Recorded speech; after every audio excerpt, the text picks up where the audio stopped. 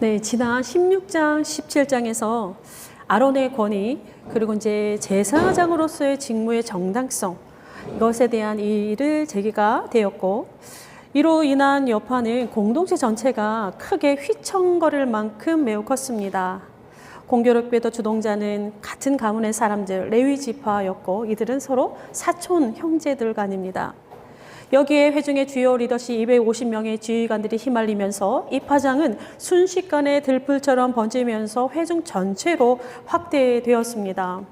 결국 지진과 불과 연병으로 인해서 수많은 사람들이 생명을 잃었고, 반면 제사장 가문으로서의 아론의 입지는 상당히 강화되었습니다.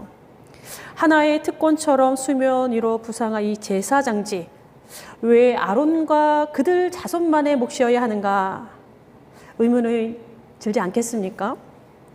제사장이 직무라는 것이 뭐가 그리 대단한 것인지, 또 한편으로서는 뭘 그게 좋은 것이라고 들고 일어나는지, 또 반대로 아무나 하면 안 되는 것인지 혼돈 그 자체였습니다.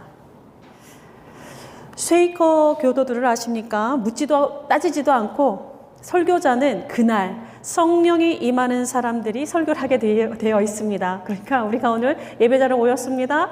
설교 준비한 자가 따로 없습니다. 그날 성령이 임하는 자가 먼저 설교를 하게 되는데, 이제 그런 이제 저희가 이제 이단으로 분류하는 그런 무리들도 있었습니다.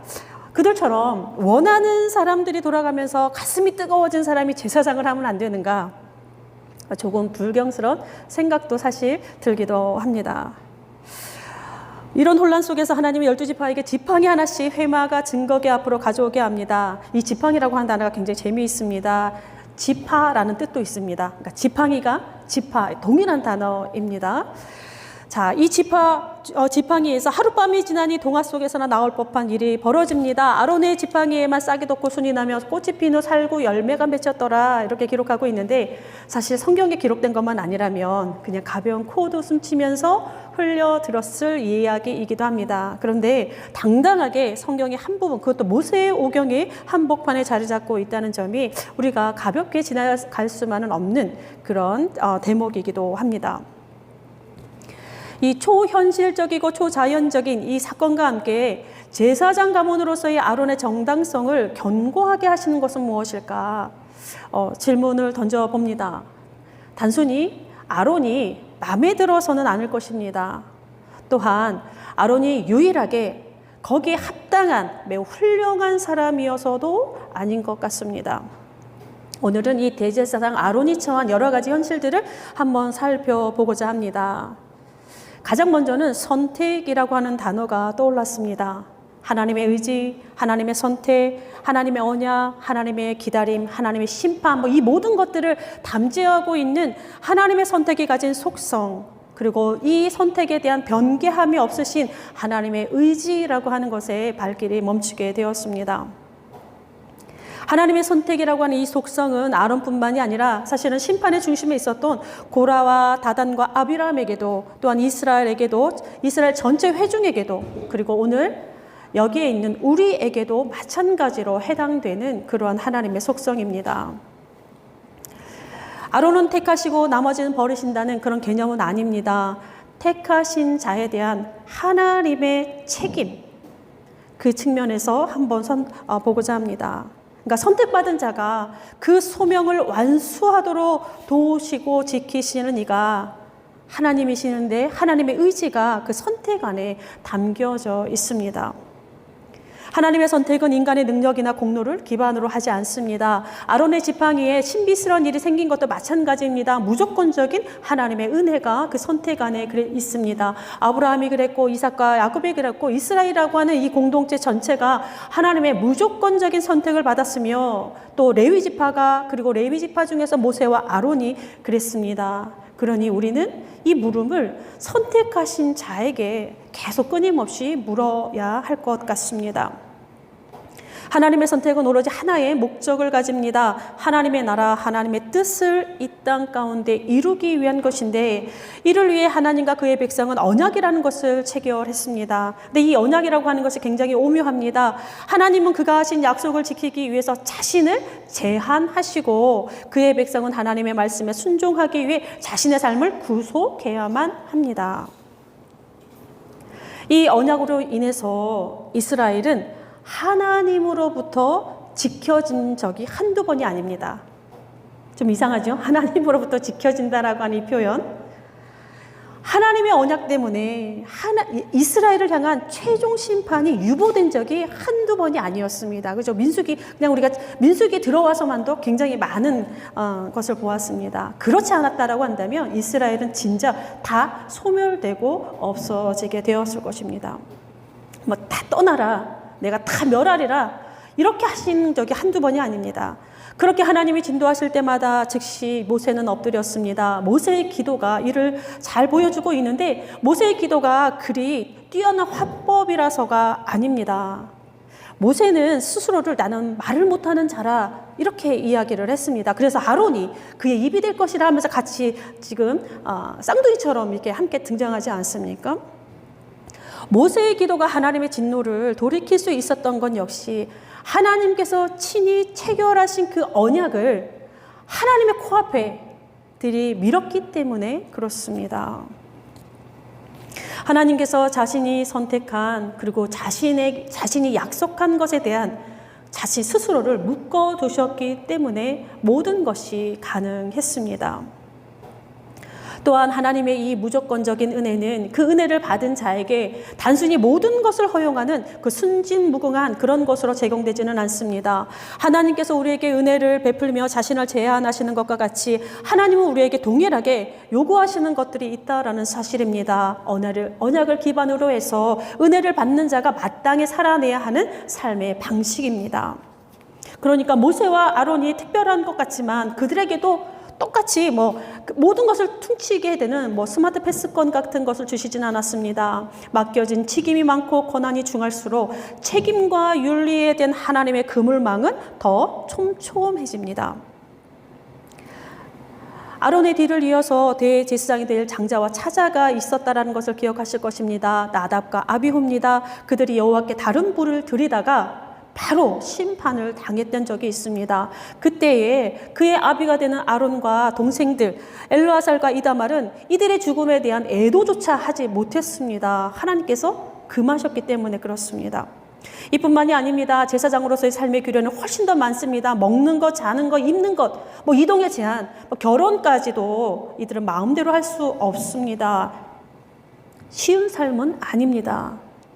자신을 위한 삶이 아니라 타인을 위한 삶으로 살아가야 되기 때문에 그렇습니다. 이런 분들에게는 이런 말을 많이 할 것 같습니다. 참 귀하십니다. 훌륭합니다. 본받고 싶습니다. 그죠? 입에 발린 말들이 무슨 소용이 있습니까? 삶에 아무런 도움도 되지 않습니다. 또한 모세와 아론이 가나안으로 들어가지 못한 이유를 생각하면 생각할수록 또 야속하기도 합니다.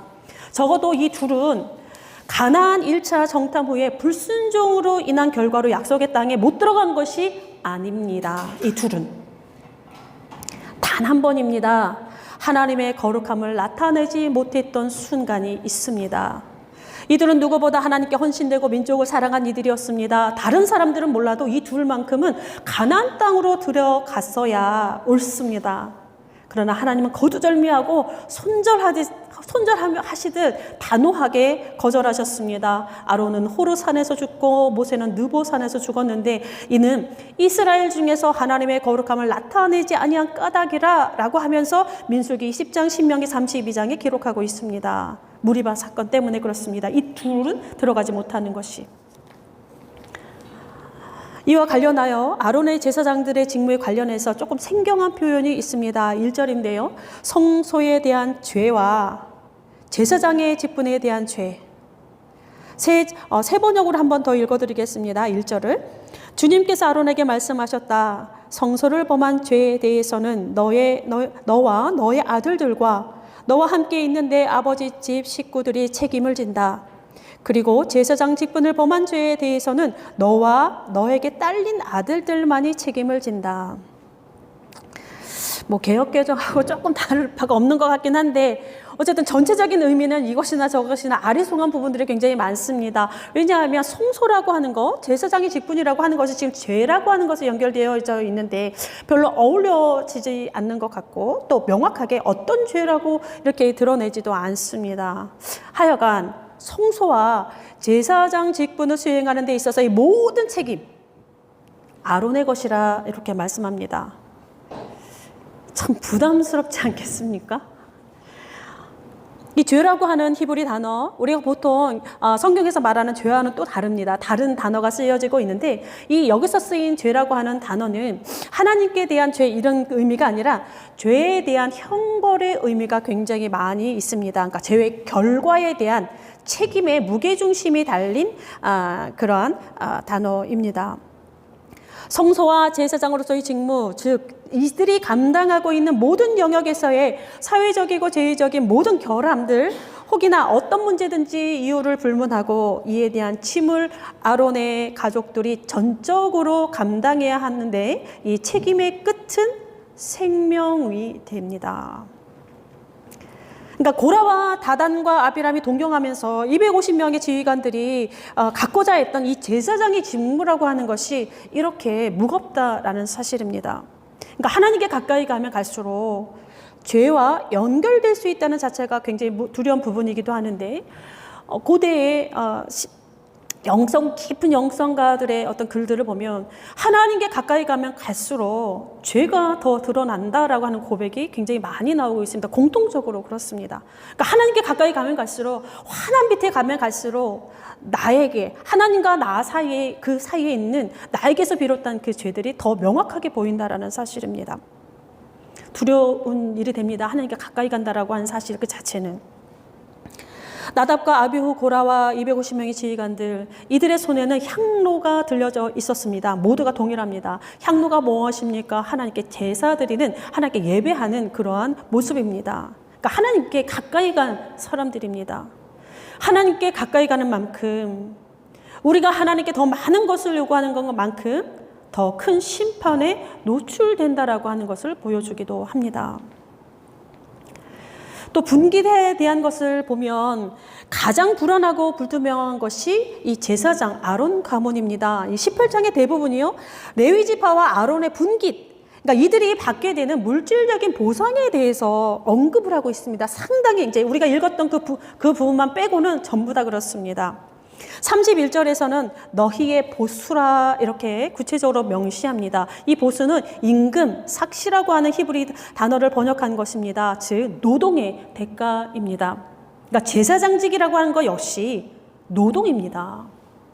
제사장도 그에 대한 삭세를 받게 되는데 그가 일하는 장소와 하는 일들이 좀 다를 뿐이지 그리고 또 임금이 특별한 방식으로 지급되는 것만 다를 뿐이지 다 동일하게 되어 있습니다. 특별한 것은 이제 이들의 임금이 지급되는 방식을 보면 이스라엘의 11조를 레위 지파에게, 레위 지파의 11조를 아론 자손에게 이렇게 되어 있습니다. 굉장히 단순한 구조입니다. 이 말만 들으면 아론의 아들들, 아론의 가족들은 금방 부자가 될 것 같습니다. 예, 물질적인 어려움이 전혀 없을 것 같습니다. 그러나 이를 현실로 가져오는 일은 또 다른 차원의 것입니다. 왜냐? 우리가 국가에서 근로소득의 원천 징수하듯이 떼어갈 수 있다면 뭐 어느 정도 가능할 수 있을지 모릅니다. 그러나 이스라엘의 믿는 자들의 11조라고 하는 것은 100% 자발적인 것입니다. 인간의 자발성에 기대는 것만큼 불안하고 불완전한 것은 세상에 또 없습니다. 뭐 안내도 할 수 없는 거예요. 레위 지파의 11조도 그렇습니다. 이스라엘이 잘해서 이스라엘 전체가 11조를 낸다고 해서 또 아론 자손에게 바로 가는 것이 아닙니다. 중간에 레위 지파가 또 떼어 먹으면 또 할 수 없습니다. 일수 가방 들고 일수 거들어 다니듯이 그렇게 다닐 수 있는 것이 아닙니다. 합법적이고 전통적인 권리인데다가 아론의 생계가 여기에 걸려 있는 것은 분명하지만 그러나 이것이 인간의 자발성에 기대어 있다는 점에서 굉장히 불투명한 것입니다. 오늘날로 따지면 이렇게 불확실한 보수를 주는데 그런 회사에 다닐 사람이 있을까요?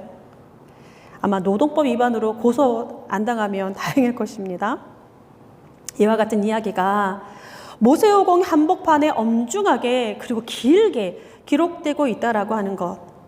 포로기 후기에 바벨론 포로기를 지나면서 신앙을 생각하고 하나님을 생각하고 하나님의 예배와 성소를 생각하면서 또다시 이것들이 정리되고 있다라고 하는 점은 11조가 제대로 되지 않았다라고 하는 것을 보여주는 것이기도 합니다.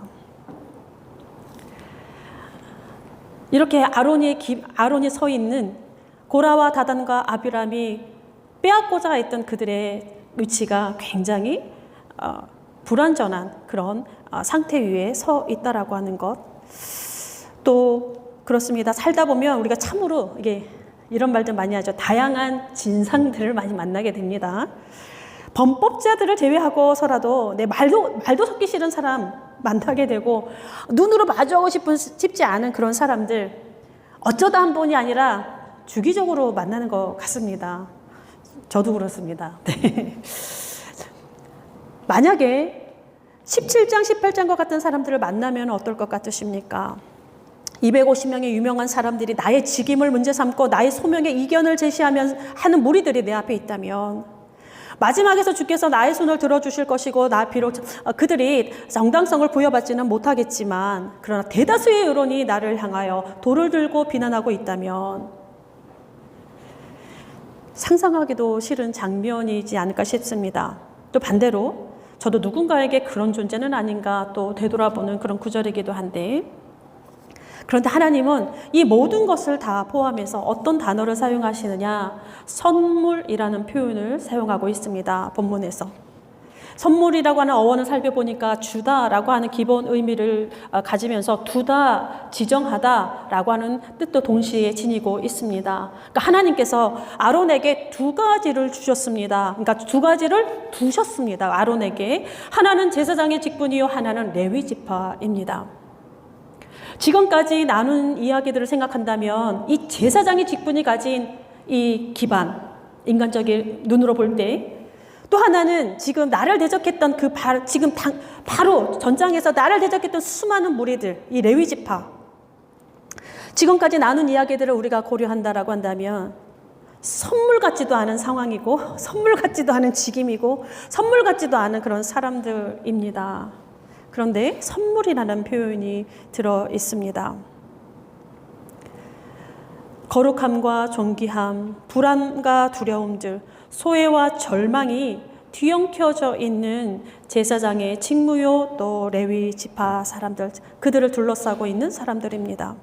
그런데 이 모든 것이 선물로 두었다 이렇게 표현하고 있는데 그거는 하나님 때문일 것 같습니다. 순전하고 온전한 마음으로 하늘과 땅에 대한 짐을 지고 가는 사람들, 앞서서 언약과 관련돼서 말씀드린 것처럼 하나님이 책임지실 것이기 때문에 그렇습니다. 아론의 지팡이에 싹을 틔운 것도 이와 같은 동일선상에 있습니다. 그가 완전해서도 아니고 그가 능력이 출중해서도 아닙니다. 오직 하나님만 바라보아야 하는 자리고 하나님 외에 답이 없는 그러한 인생을 살아가는, 타인을 위한 삶을 살아가는 그러한 존재들이기 때문에 그렇습니다. 언약을 자신 안에 가두셨기 때문에 인간의 연약함과 부족함에도 불구하고 결국 그를 지켜내시는 분이 하나님이셨습니다.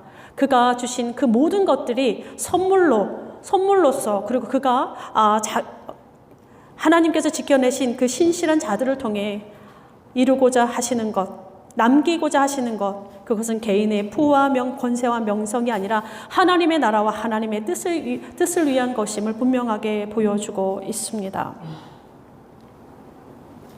이 모든 이야기는 아론과 제사장들만을 위한 것은 아닙니다. 동일하게 우리가 대입할 수는 없지만 제사장 나라로 부름을 받은 오늘 우리의 이야기의 결과도 비슷하다 볼 수 있습니다. 어쩌면 본질에 있어서 같은 것은 아닌가 싶습니다. 제사장 나라로 우리를 부르셨기 때문에 그렇습니다.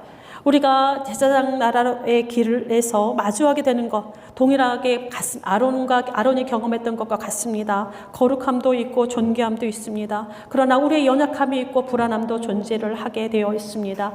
또한 이 길을 가면서 우리가 세상 속에서 소외를 경험하고 고독을 경험할 수밖에 없습니다. 그리고 또 동시에 우리를 향하신 하나님의 책임이 또 우리 안에서 활동하고 계실 것이라는 사실입니다. 이 모든 우리를 둘러싼 모든 것들이 하나님이 우리의 최고의 선물이 되신 것처럼 그가 우리에게 허락하신 모든 것들, 그러니까 음지와 양지의 모든 것들이 우리에게 선물이 되어 하나님 때문에 그것이 우리에게 선물이 되어서 하나님의 선하신 뜻을 우리의 삶의 길에서 이루실 것이기 때문입니다. 아론을 지키셨던 것처럼 우리를 지키실 것이고, 메마른 지팡이와 같은 우리에게 아론에게 싹을 틔우고 열매를 맺게 하셨던 것처럼 마른 지팡이와 같은 우리의 인생 가운데서 또 순이 돋고 줄기가 자라고 열매를 맺게 하시는 분은 바로 하나님이라고 하는 사실, 그걸로 인해서 또 우리가 하나님의 영광을 드러낼 줄 믿습니다. 기도하겠습니다. 주님, 때때로 삶이 참 어렵습니다. 사명이 부인되고 존재가 거부될 때 더욱 그렇습니다. 그래도 다행입니다. 이 모든 것을 감당하는 것이 내 힘이 아니라 하나님의 은혜가 우리 가운데 운행하실 것이기 때문입니다.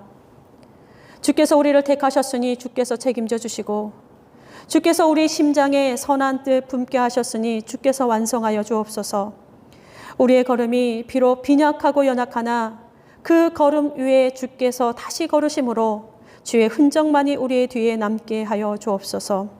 우리의 일상에서 그리하여 주옵시고 하나님과 사람 앞에서 착한 사람으로 살며 세상에 선물이 되게 하옵소서. 최고의 선물이 되어 우리에게 오신 예수 그리스도의 이름으로 기도드립니다. 아멘.